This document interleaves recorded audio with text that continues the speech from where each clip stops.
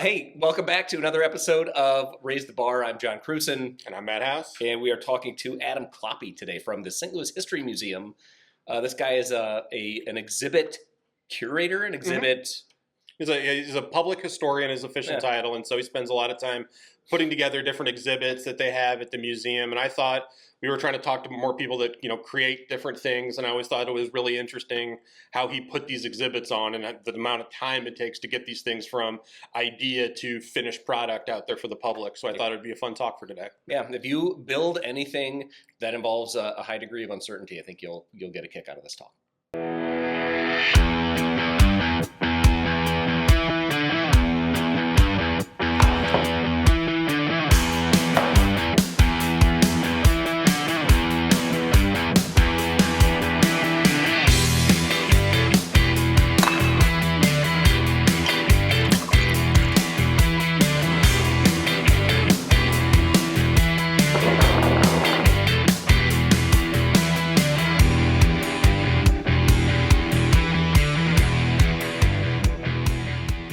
Cheers. Cheers.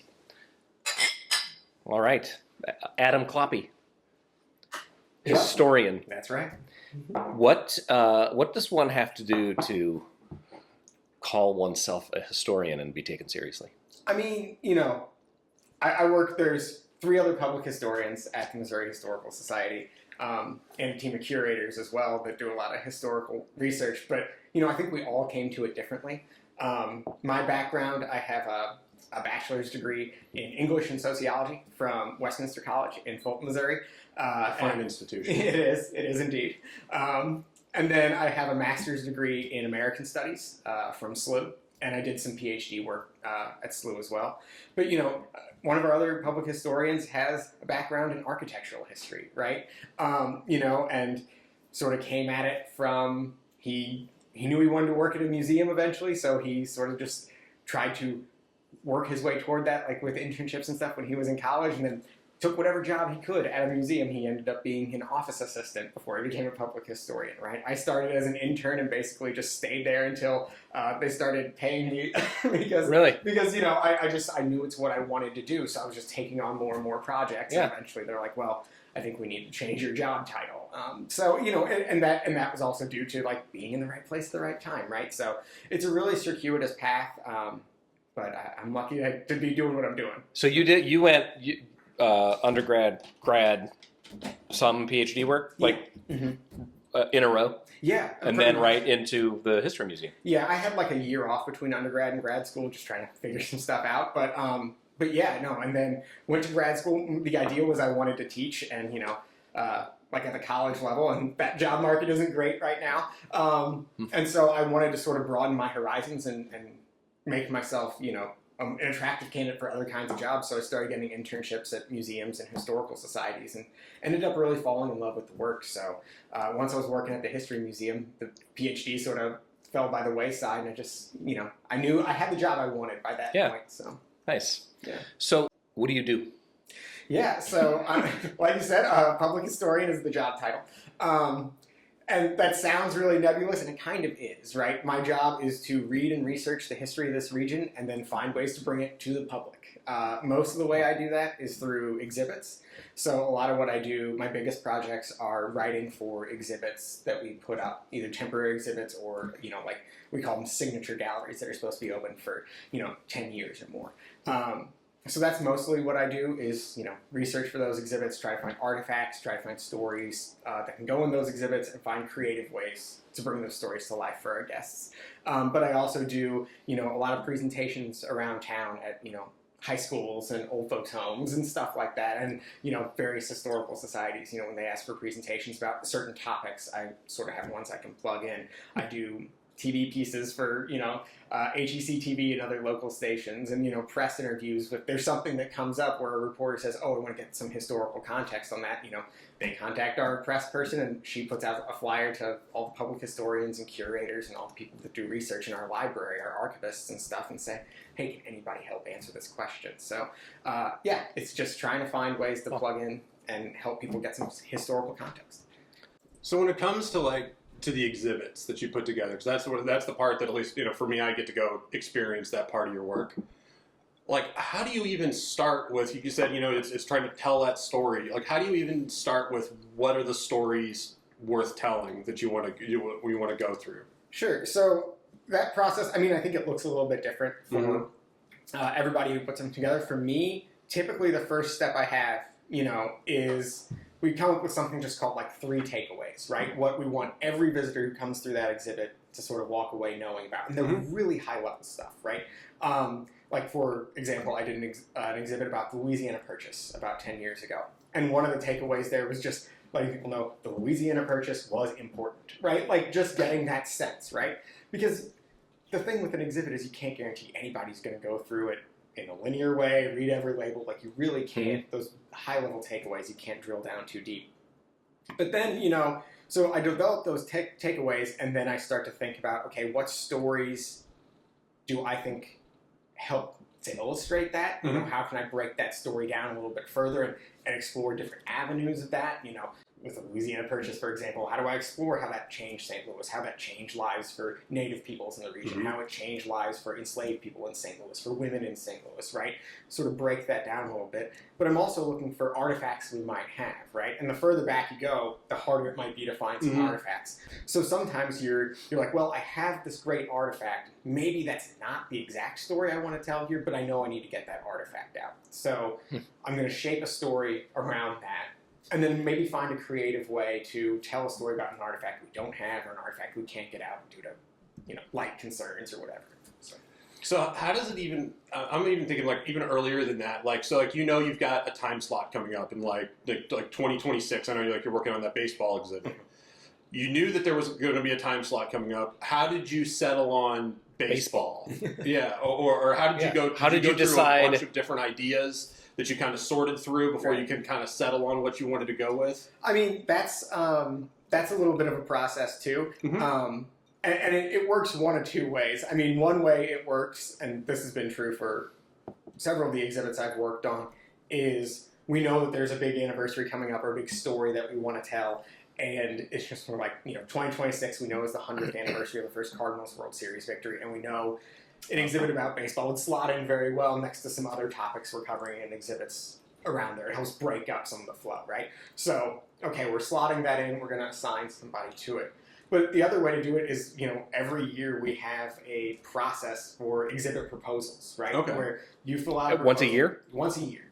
And you just sort of, you write a proposal, you come up with, okay, here's 5 or 6 artifacts I think might be able to go out. Here's some stories I would want to tell. Here's potentials for interactives for all this stuff. And you sort of submit a proposal.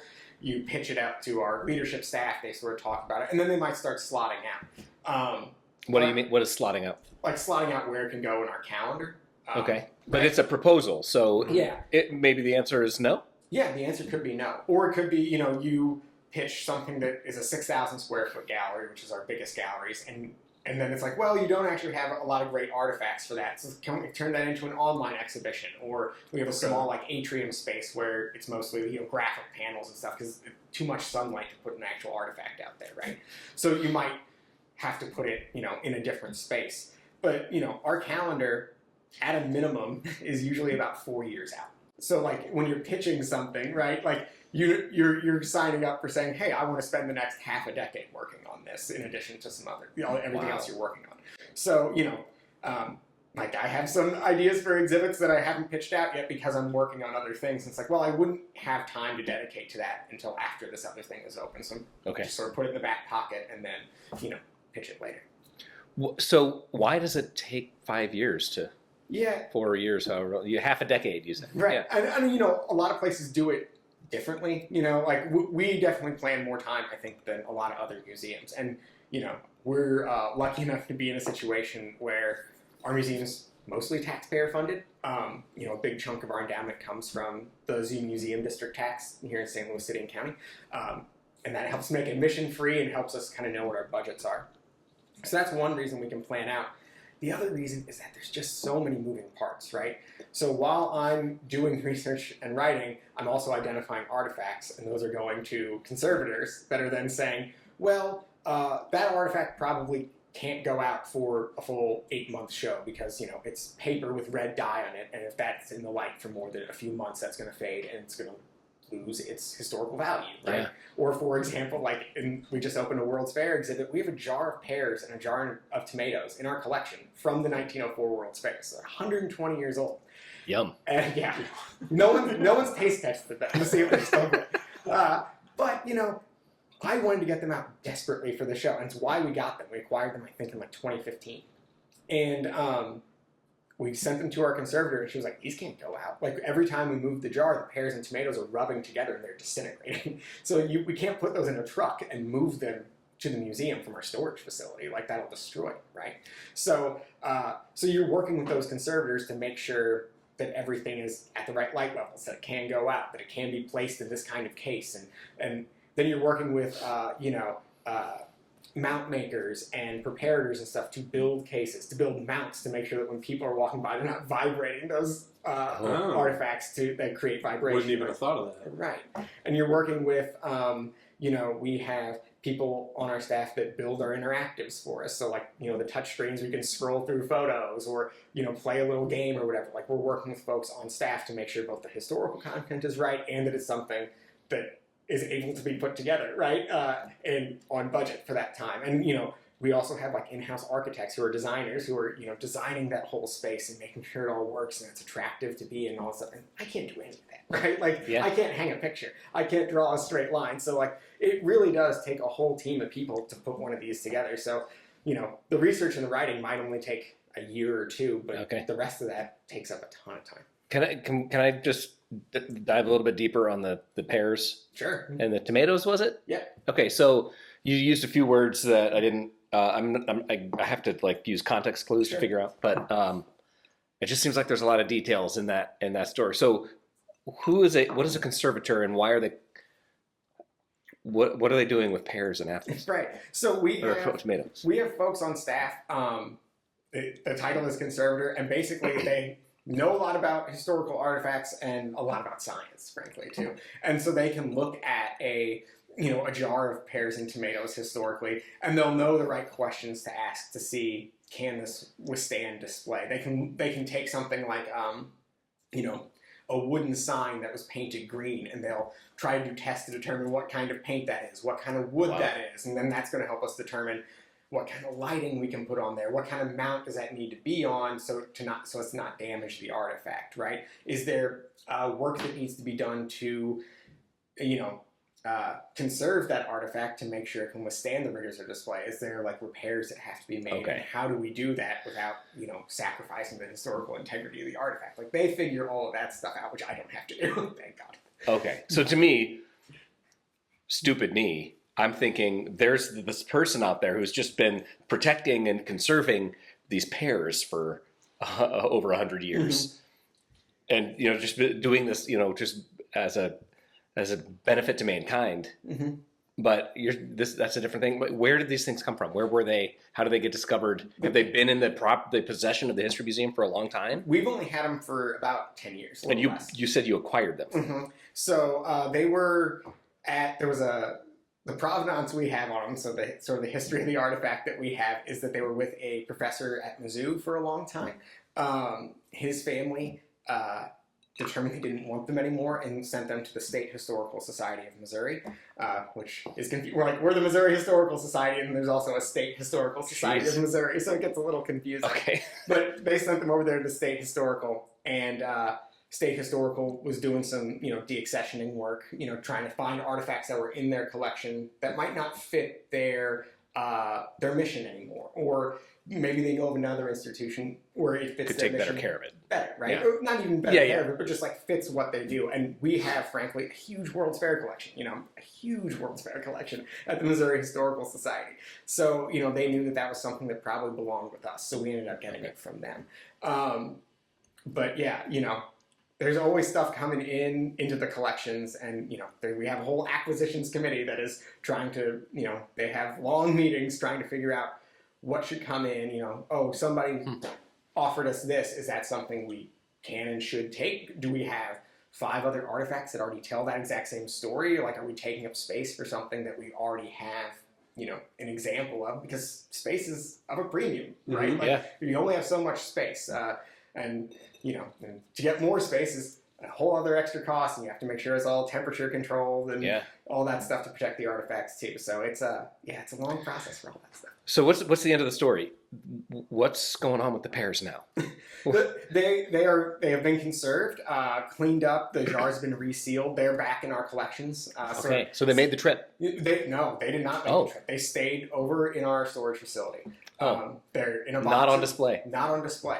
But we knew we wanted to tell that story, right? Mm-hmm. So what we did for this exhibit, the story we wanted to use them for was to talk about sort of science on display at the fair. And these are a great example of agricultural science and the science of preservation, in the early 20th century. So we knew we couldn't get these out. So instead we made a short documentary film about how we're using the science of today to preserve the science of 120 years ago. Right. Wow. And then you can kind of see a video about the pears and tomatoes. You can learn a little bit about museum work and get those out. And frankly, that's probably a little bit better for our mission and for what that exhibit's trying to do than getting out the pears and tomatoes. So sometimes you can't get something out. It's frustrating, but it forces you to lift some creative muscles and make some more better. Wow. I'm hearing two things that are relevant to our world. Number one, you actually use the word pitch, which is a word that's coming up more and more for us, that, this idea of thinking in bets, and the idea that just because you have a good idea does not mean you should just immediately implement that idea, because there's cost associated with implementing the idea, and there's no guarantee that on the other end it's going to be some sort of value exchange. Mm-hmm. That's the first thing. And then the second thing we think about is that there's no sort of fixed size to any concept that we have. So the tomatoes, getting the tomatoes from Columbia, Missouri, and transporting them to St. Louis, Missouri, there's a cost associated with that. Mm-hmm. But you can still get the same value out if you just exercise a little bit of creativity, do something that's of smaller scope, but still the exact same value. Yeah. Fascinating. That's the stuff that we deal with day after day after day. Yeah, and some of the stuff is, it's universal, even though we think it's so specific, right? So, yeah. Any pitches that didn't go anywhere that you're sad about? For me personally, no. And most of the exhibits I have worked on have been, at least the big ones, have been things that, one of them was, like I said, we're getting in the Louisiana Purchase Treaty. We know that we're getting at these dates. Like, here's the exhibit. Somebody has to do it, right? So yeah, I haven't had much. I haven't had much disappointment with that. I can't speak to other people at the museum, but I think, the way we think about things too is like, it's not a wasted idea, right? Like, even if we decide, okay, that's not an exhibit idea, maybe it's a blog series. Maybe we're going to do a video about it. Maybe we're going to, we do, little pieces for HEC TV and local radio station stuff. Maybe you can turn that into a series of those that we can air, right? Like, there's different ways that we can use those ideas, even if it's not an exhibit. Is there ever a point in time, because one of the things I think about when we talk about developing digital products is we get so far down the road and sometimes it takes us building something and building a part of something to determine whether this isn't the right thing to be doing. Is there a time where you kind of get further down the road and you've accepted a pitch, you're starting to work on an exhibit and you realize I just don't have enough artifacts, or we don't have enough information, or this isn't going to fit where we want to do it, and you've got to bail on it?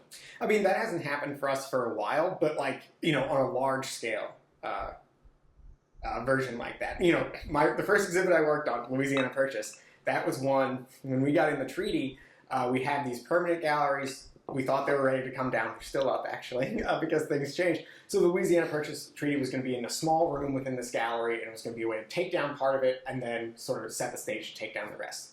And we had another show that was supposed to be in a 6,000 square foot hall that got canceled for a similar reason, which is okay, this just isn't working the way it's supposed to. And so then we had to take the Louisiana Purchase show, which was supposed to be, 700 square feet, and turn it into 6,000 in about the span of 7 months. So and that was my first show, and I was like, yeah, I can do that. And now I'm like, that was probably insane. But, we do have to do that. But on the smaller scale, there's been plenty of stuff, interactives that we've worked on, even for this World's Fair exhibit, there was, a whole sequence of things we wanted. We have a big scale model in there, the entire World's Fairgrounds. We wanted to do, 2 or 3 things, and we got in there and started looking at it and had it all, developed and worked out. It was basically done. It just needed an okay. We were in there looking at it. It's like, well, this doesn't work. We're just going to have to axe one of these because it just doesn't work. And and that changes the entire work order. It changes, what our development partners on that project, like what they were doing, what they were going to have to do for the next week to just excise that out of the rotation. So, but it ended up being better for the exhibit, better for our visitors. So, sometimes you have to make tough calls like that for sure. Yeah. So I'm asking you a weird question about that. Mm-hmm. Like, how does that feel? It's mixed, right? Mm-hmm. On the one hand, it's either my work or someone else's work that got dumped, right? Mm-hmm. And that's bad. Like, that feels bad. It does. Like, you worked on something, and then basically through no fault of your own, right? Like, you delivered the thing that was asked for, and then someone just said, I don't think it works, right? Like, and you did as good as you could. And, Over 4 years. Yeah, right. And so, so that feels bad. At the same time, it's also like, when you cut something like that, and then you look at the end product and it's better, it's like, well, we made the right call, right? Like, we actually delivered the thing that's going to bring, in this case, the World's Fair to life for our visitors in a better way. And that's ultimately what matters. So yeah, it's tough. And it feels bad when it's your work, and I feel bad whenever I say it and it's someone else's work, and I don't ever get to make the final call on that. But it usually ends up being the right call. Because what's interesting about that to me is, like, you kind of talked about some of the constraints. Like, you might be looking at a space constraint. It's obvious I can't do all of these things, so I've got to make that prioritization. What I see a lot of times when we're developing digital products is because we don't have those type of constraints, and we could build anything, it's that it becomes difficult, I find, for a lot of people to abandon an idea, that like to eventually come to the conclusion that it doesn't work, that they'll just keep plowing ahead and trying to continue to make progress. Like, oh, it didn't work this time, I could definitely make it work the next time, and I'm going to keep trying, as opposed to eventually, like I said, in service of the product as a whole, maybe this feature doesn't make sense. Yeah. Well, and there's a time too, right? Like, I'm sure in your processes and in ours, like, when I'm working on research for an exhibit and thinking about how it can be laid out before my designer is on board, I'm throwing out everything. It's like, oh, there's going to be 30 touch screens. There's going to be this thing, and eventually my designer's like, your budget doesn't support that, right? Like, you have to scale back, right? So, that is always a pain point, and it usually does end up with, oh, I developed something that isn't in budget, doesn't work, and now we just have to scale it back. But yeah, no, that's certainly part of our process too. Is there a scenario where you spend your 4 years building the exhibit as you envision it, everything works out in the execution of it, it's now in the museum and nobody shows up? Nobody shows up, no. Like, that Okay. hasn't really happened. I will say, particularly on our temporary shows, like, obviously we always want to make them the best that we absolutely can. But sometimes you put something in and it's like, well, let's see if people respond to presenting history in this way, if they're going to respond to a short documentary about this topic, if they're going to interact with, an interactive that works in this way. And so you put it together, and then you can collect some data. We have, people on staff who their whole job is collecting data from our visitors to see what they thought about their experience, what they got out of it, if they liked it, if they didn't, all that stuff. How do they collect it? They do surveys with them. Do they interrupt them while they're visiting the museum? I mean, sometimes when they're walking out, sometimes it'll Okay. be like, here's a card, go to this website, fill out a questionnaire.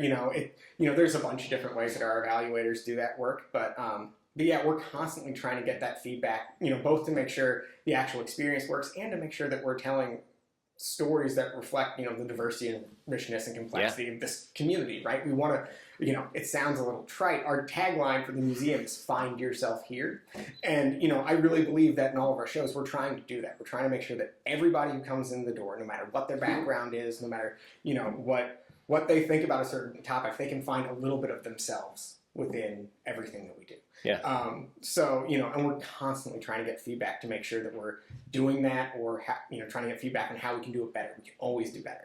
So what do you do with the feedback? Do you change the exhibit midstream? Not necessarily. Like, if it's a temporary show, definitely not, because it's only going to be up for 8 months, a year, something like that. But it's information we can use for next time, right? Okay. For the next exhibit, as we're developing that, then we can say, okay, this didn't work. Like, presenting this history, we made a short documentary about this thing, and nobody in the exhibit went in there. Everybody was confused about why it wasn't there. Okay, so next time we're trying to use a documentary to tell that kind of story, we need to change it. Or maybe we don't do a documentary. maybe we do a quiz or something, you know, if it needs to be an interactive piece. Maybe it's not an interactive piece at all. So yeah, we're constantly using that kind of feedback to help us better create the exhibits we're creating.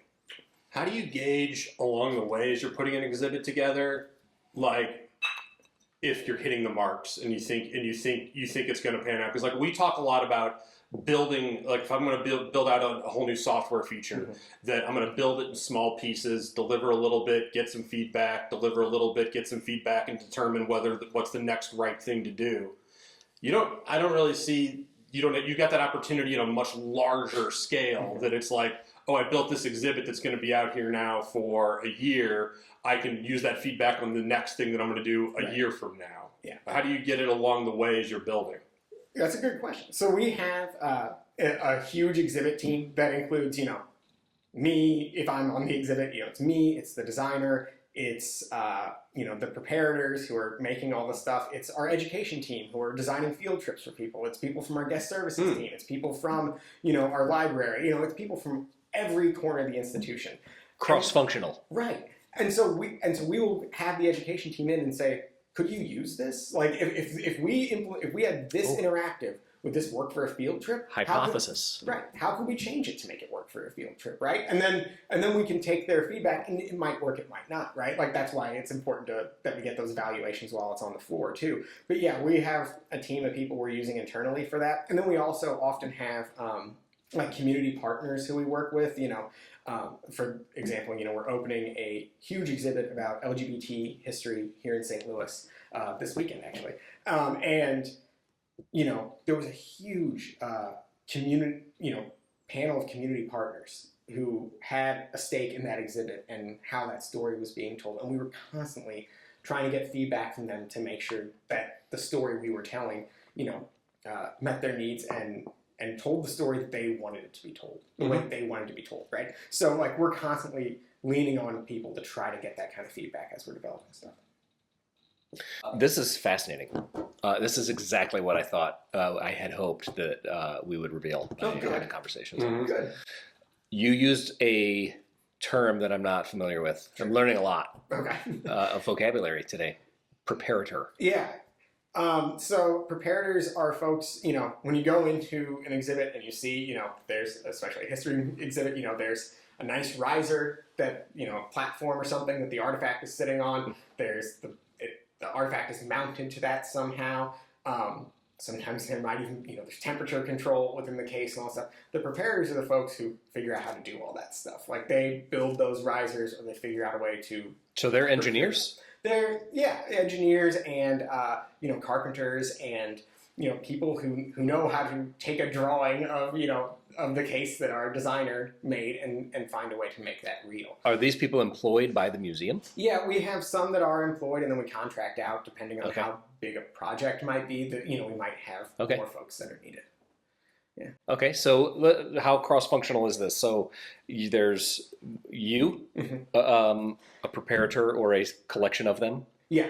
You said a huge team. Yeah, it can be. How big is huge? You know, it depends on the project and how quickly that install needs to happen, right? So for every exhibit, you know, there's a period. It's not like we're building a new exhibit hall every time. So what's in there the old exhibit needs to come down, the new one needs to go up. Yeah. So the size of that team who's installing all that stuff really depends on how many artifacts need to go out, how many need to come back in, and how much time do we have. Right? What's the smallest it could be?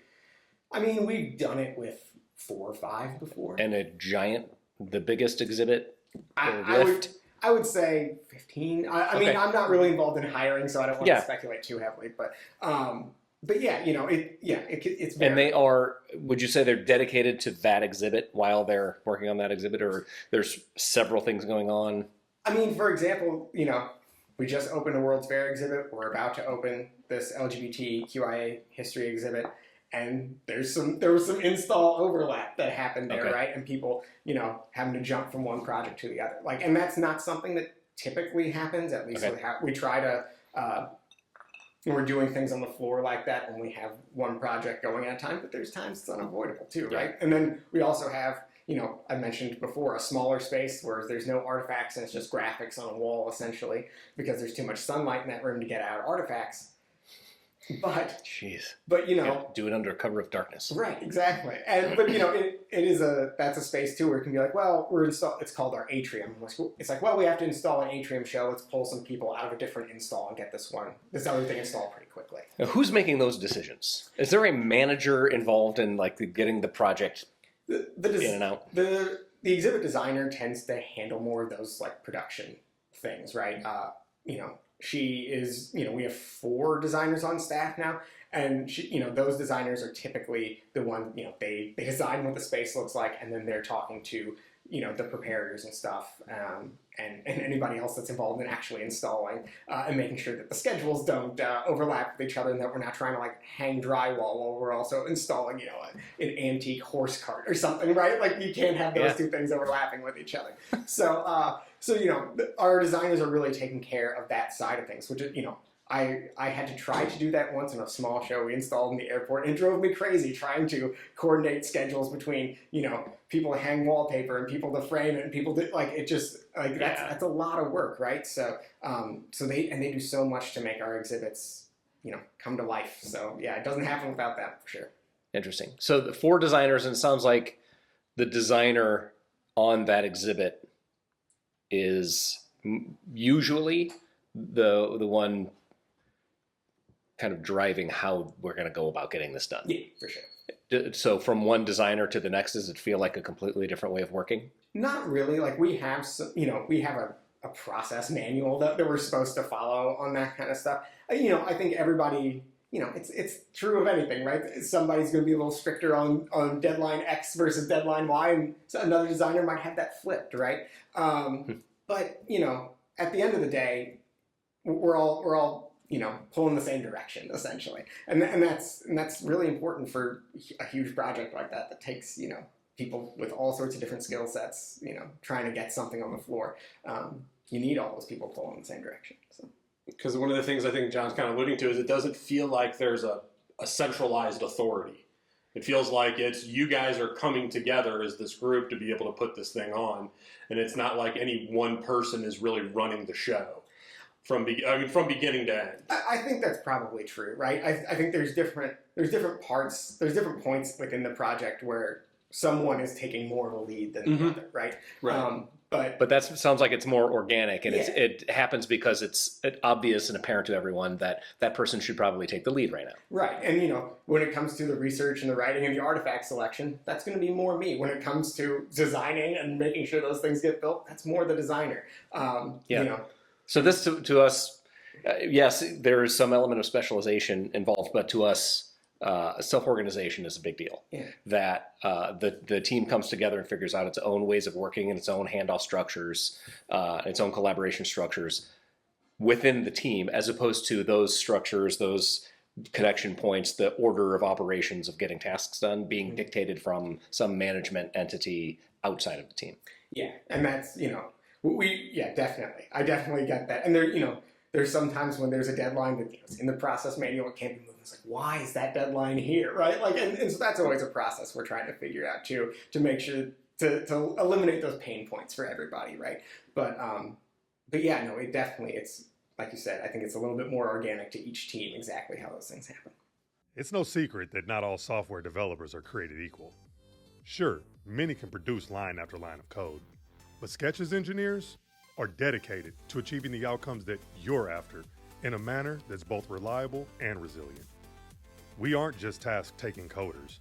We are teams of feedback-obsessed solution crafters dedicated to discovering and building the best possible product. We don't lock you in with a fixed spec, and we won't penalize you for every pivot you'd like to make, because we know you can't possibly have all your best ideas at the start. Sketch delivers iteratively because continuous feedback and changing priorities are the key to building a great product. Skeptical?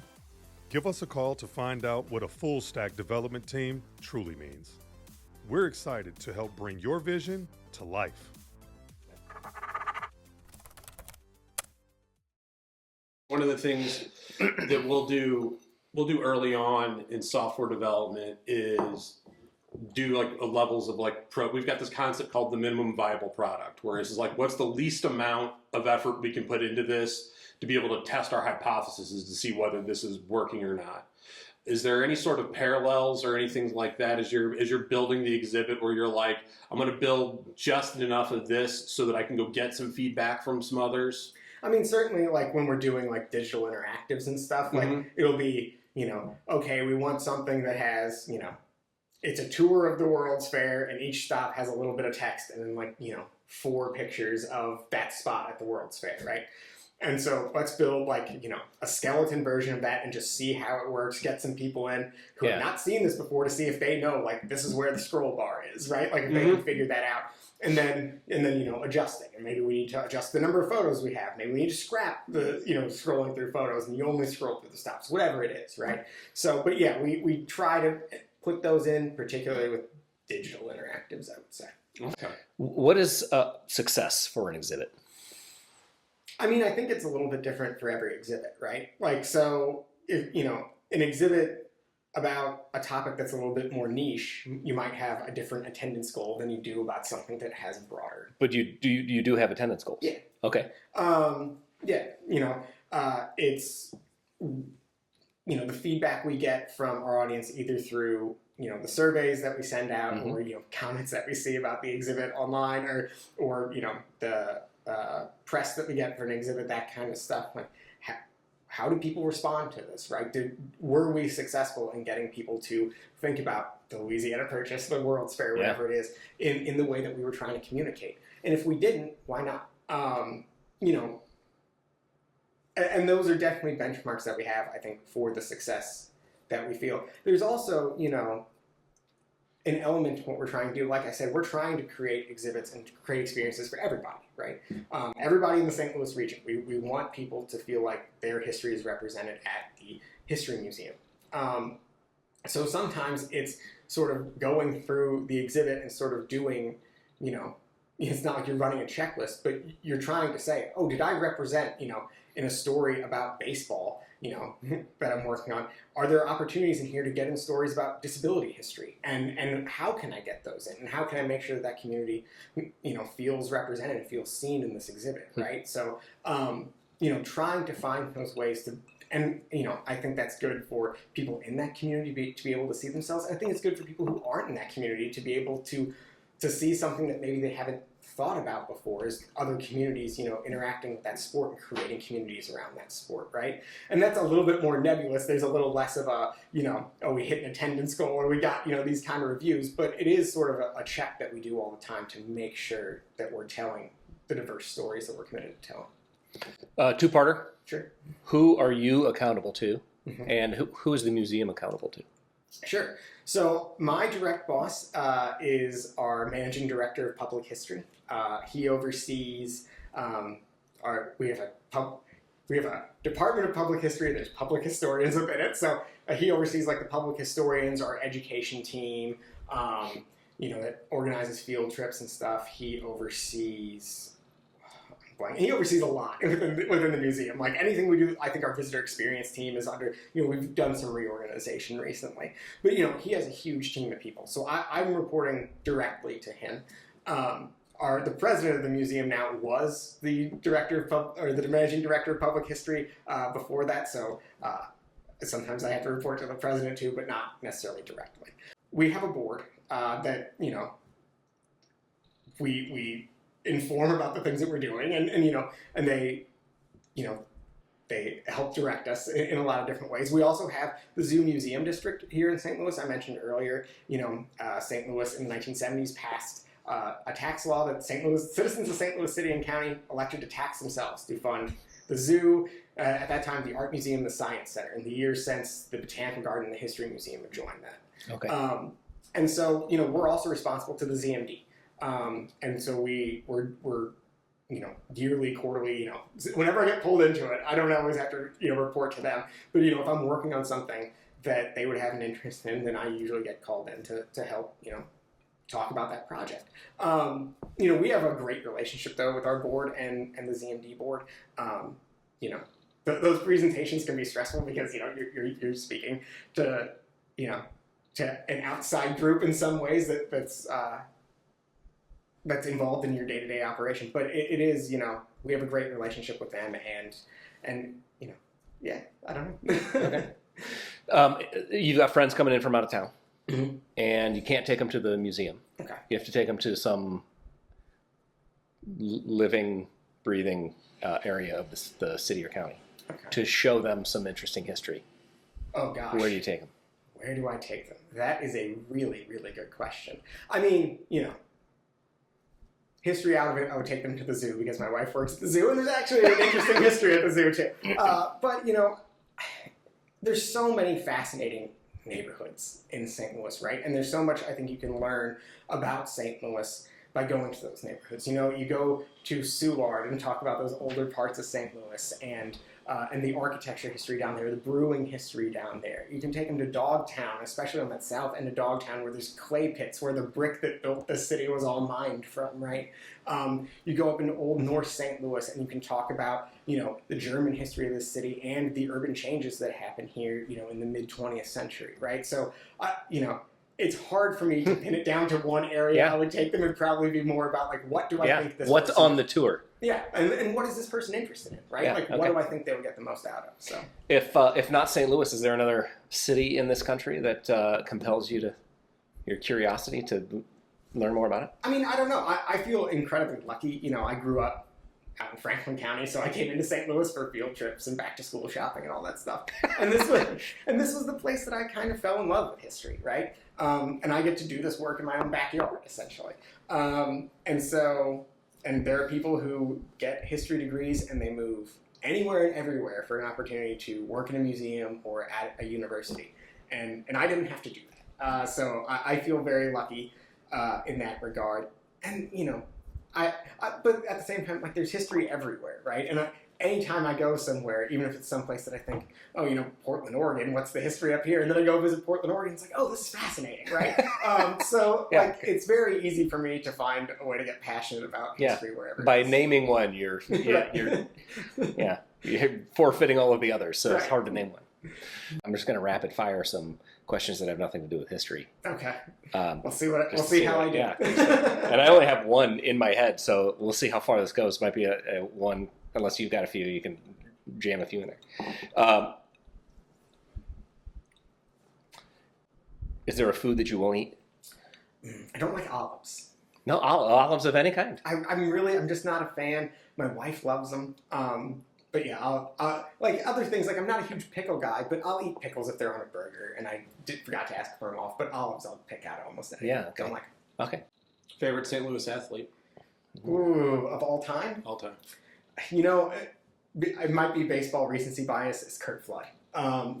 He's both a fantastic baseball player and his fight for sort of free agency rights really changed not just baseball but the history of professional sports in North America. So that's what I would say. Best fancy meal in the city. Oh gosh. In the metro. I am not a fine dining guy. Okay. I will say for my birthday last year, I went up to a place in Maplewood called the Benevolent King. That had a good mix of sort of Moroccan style dishes, and I thought that meal was phenomenal. I think they've changed their menu some since then, but that was probably the last truly blown away experience I had. Best pizza. Oh golly, that's tough. And again, I grew up in a small town out in Franklin County, so I was used to getting Casey's pizza. That was a big night. I've heard that's a real thing. I love Casey's pizza, which you can't get in St. Louis. And I'm an emos apologist too. I know some people. Apologist. Some people don't like it, right? Yeah.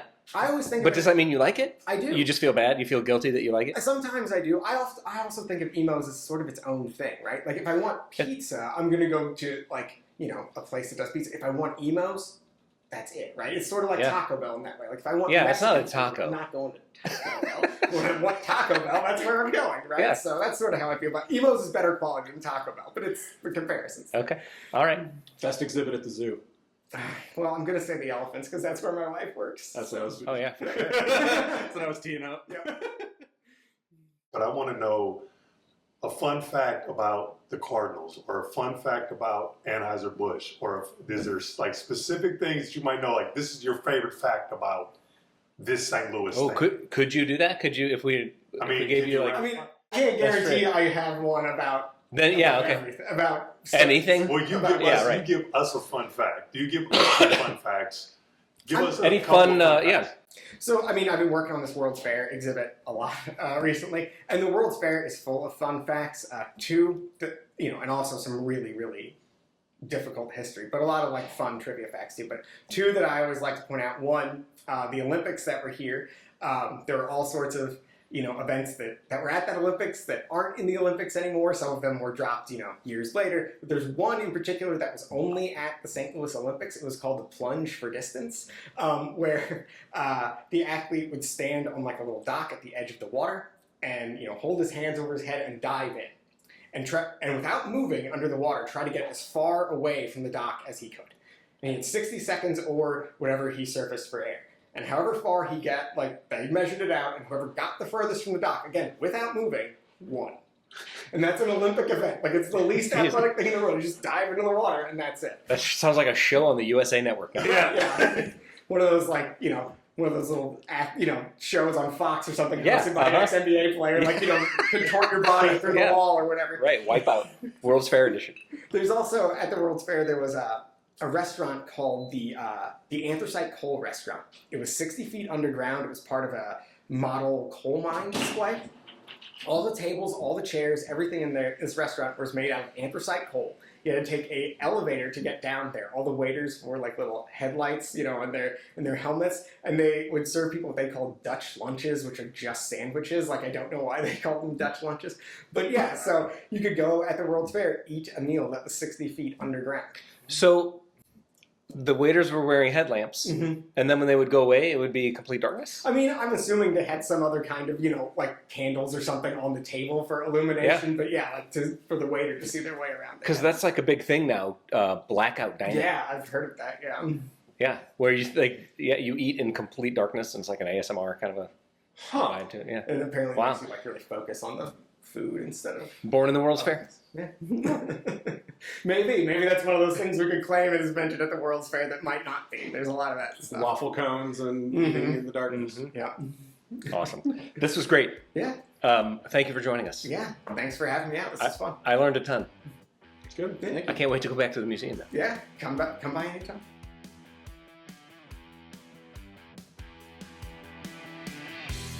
What you just heard was Adam Kloppe. Like and subscribe. Those damn peaches, man. The peaches, yeah. Right? I love that. You spent a lot of time on the peaches. It was fascinating. I mean, seriously though. You cannot say rub or wipe down any of those with them. You can't smack them, flip them, or rub No, them. they'll disintegrate. Because they will disintegrate. We know that. Yeah, I was shocked by the amount of experimentation that goes on, the amount of data collection that goes on. You would think that you've got this piece of history, and you would just okay, I'm going to put it in a box, and put it out for people to see. But yeah, the amount of work that goes into it, and like I said, the amount of iteration as they go through things, and especially for something that's a physical thing that's put out in the world. We think of concepts of digital products all the time, and it's real easy to be iterative. But here, for something that's big and physical like that, the way they were still able to adapt with those processes was really interesting. Yeah. If you liked this talk, make sure you absolutely destroy that subscribe button and like it. And we're out.